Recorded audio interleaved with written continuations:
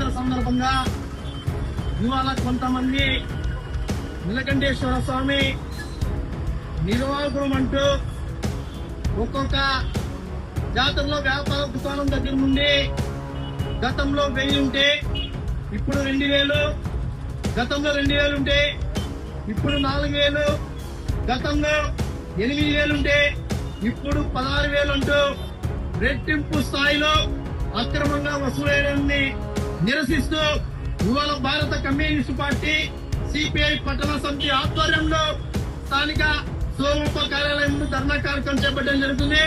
ప్రధానంగా ఒకటే విజ్ఞప్తి చేస్తున్నాం.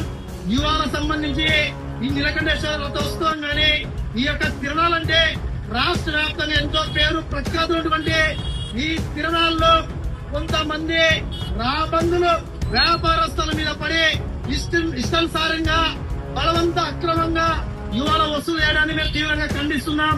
ఎందుకంటే ఈ యొక్క నీలకంఠేశ్వర స్వామి సంబంధించిన ఆలయం ఎండోమెంట్ పోయిందని కొంతమంది చెప్తున్నారు.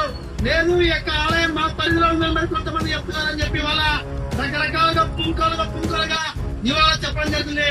అయితే మేము ఒకటే నిర్వాహకులు విజ్ఞప్తి అడుగుతున్నాం.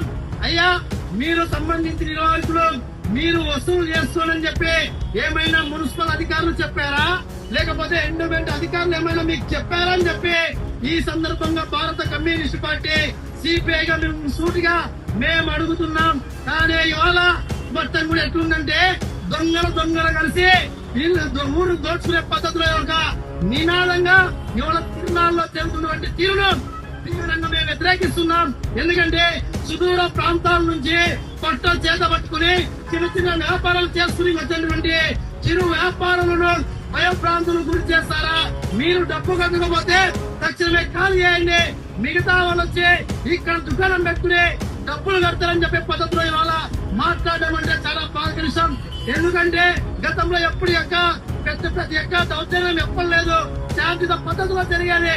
కానీ ఈ సందర్భం మొత్తం కూడా దౌర్జన్యకాండ విరజల్లుతుంది. ఇది కరెక్ట్ కాదని చెప్పి మేము భావిస్తున్నాం. ప్రధానంగా నీలకంఠేశ్వర రథం సంబంధించినటువంటి రథం కాటు నుంచి అటువంటి ఇక్కడ నీలకంఠేశ్వర సంబంధించినటువంటి టెంపుల్ గానీ అదేవిధంగా మార్కండేయ స్వామి టెంపుల్ వరకు దాదాపు 2800 గజ సంబంధించినటువంటి అడుగులు ఉన్నాయి. ఆ పద్ధతిలో చూస్తున్నట్టే గజానికి సంబంధించి ఇవాళ 2000 రూపాయలు గజాలు ఇంటూ 2000 రూపాయల లెక్క లెక్కేస్తే సుమారు దాదాపు 40 నుండి 60 లక్షల రూపాయల వరకు ఇవాళ ఆ వైపున వసూలు చేయడానికి ప్రయత్నాలు చేస్తున్నారు. కానీ ఇది తీవ్రంగా మేము ఖండిస్తున్నాం. కాబట్టి ఆలయ నిర్వాహకులకు ఒకటే విజ్ఞప్తి చేస్తున్నాం.